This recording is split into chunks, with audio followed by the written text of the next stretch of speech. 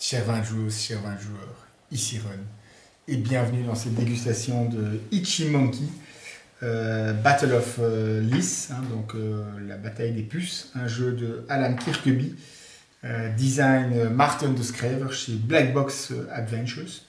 Donc on est en présence d'un jeu où on va incarner une tribu de puces dont le but est évidemment de se reproduire et d'infester le maximum de singes dans la forêt tropicale. Et donc pour ça, on va passer d'un singe à l'autre et on va essayer de créer le plus de colonies possible pour arriver à la condition de victoire en infestant un maximum de singes et évidemment en éjectant les tribus de puces adverses si jamais on les croise. Alors concrètement, on voit le plateau, la forêt avec les herbes, les lianes, tout plein de singes partout.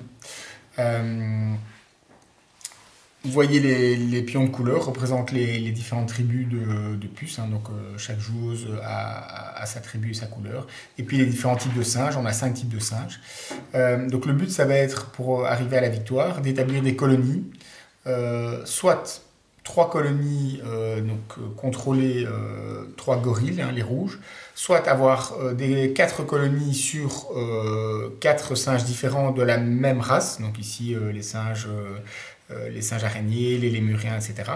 Soit avoir 5 colonies sur un singe de chaque type. Donc il y a 5 singes différents, et bien il faut au moins une colonie sur chaque type de singe. Une colonie, c'est quoi? Et bien c'est au minimum 3 travailleuses. Donc on a les travailleuses, ce sont les petites, et on a les reines, ce sont les grandes. Donc une reine et une travailleuse, ici par exemple, et bien ça, ce n'est pas une colonie. Une reine et 2 travailleuses, ce n'est pas une colonie. Par contre, une reine et 3 travailleuses, là, ça devient une colonie. Et si c'est 3 travailleuses toutes seules, c'est également une colonie. Donc 3 colonies sur les gorilles, 4 colonies sur n'importe lequel des singes, ou 5 colonies sur les 5 différents. Alors à son tour de jeu, une joueuse aura 2 choses à faire. Tout d'abord, naître, se reproduire. Se reproduire, c'est quoi? Eh bien, c'est ajouter des puces aux puces déjà existantes. Si on ajoute une puce sur un singe sur lequel on n'a pas de reine, eh bien on ajoute une seule puce.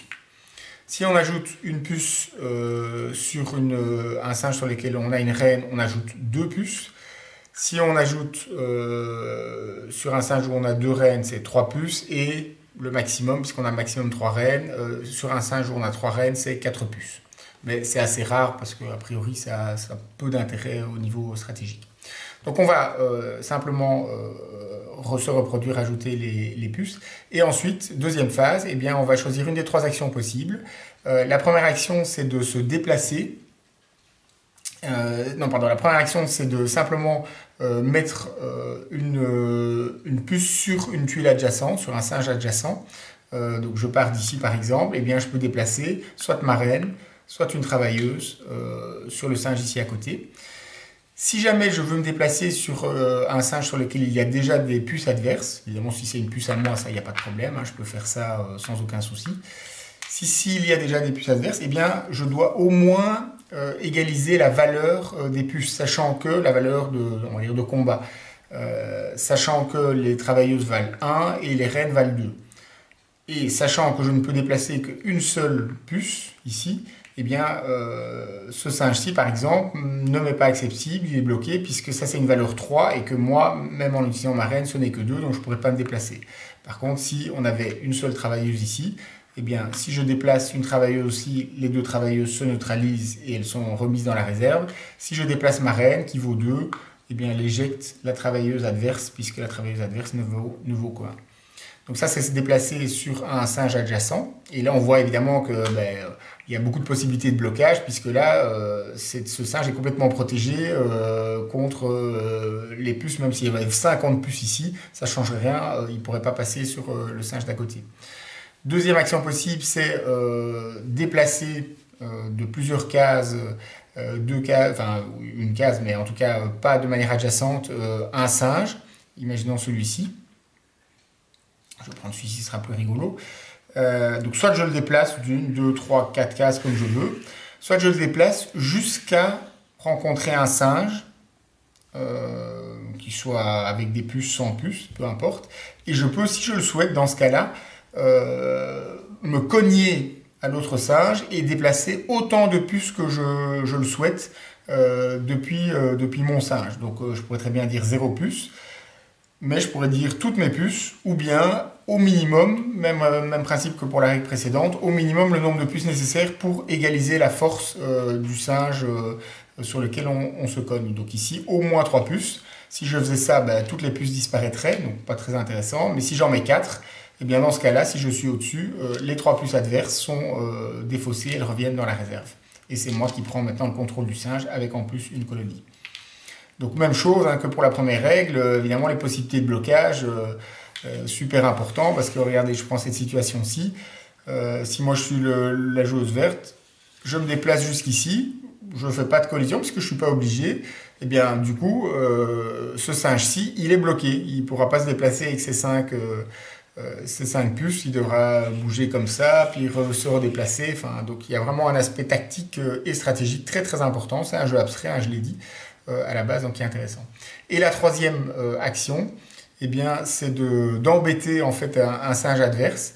À partir du moment où on a au moins 5 ouvrières sur un singe, eh bien, un autre joueur peut décider à son tour de les prendre et de les éliminer, de les retirer du jeu complètement.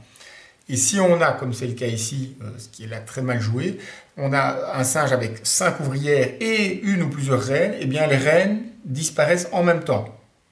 Donc si on a 3 ouvrières par exemple et 2 reines, mais ça compte pas, on ne peut pas embêter ce singe et lui retirer toutes ses ouvrières et les reines, mais dès qu'il y a au moins 5 ouvrières, eh bien toutes les puces, y compris les reines, sont retirées du singe. Donc ça, ce sont les 3 actions possibles. Et la dernière règle, et non des moindres évidemment à savoir, au départ du jeu, donc on commence avec une reine et 2 ouvrières. Donc on va naître, hein, voilà, par exemple moi je nais ici, je choisis de naître avec 2 et ainsi de suite.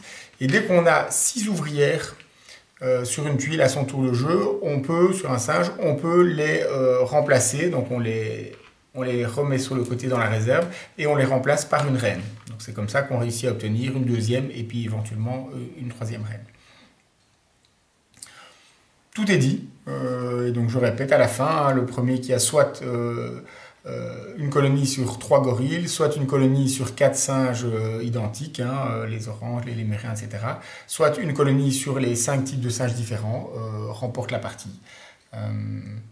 Donc, jeu abstrait au départ, mais avec une petite thématique rigolote, assez sympa, un chouette design, pas trop long, plein de possibilités justement de blocage. Donc au début on se dit ouais, c'est très bête, ben, j'ajoute des puces et puis hop je me cogne contre le voisin et puis c'est bon, j'ai gagné, j'ai 5, mais absolument pas. Il y a vraiment moyen de bien embêter, de bien bloquer, donc c'est assez tordu mais sans que ce soit trop lourd.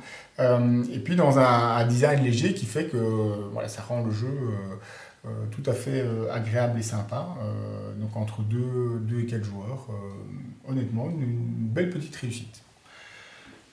C'était la dégustation de Itchy Monkey, Battle of Lys, un jeu donc de Alan Kirkeby, design Martin de Schrijver, chez Black Box Adventure.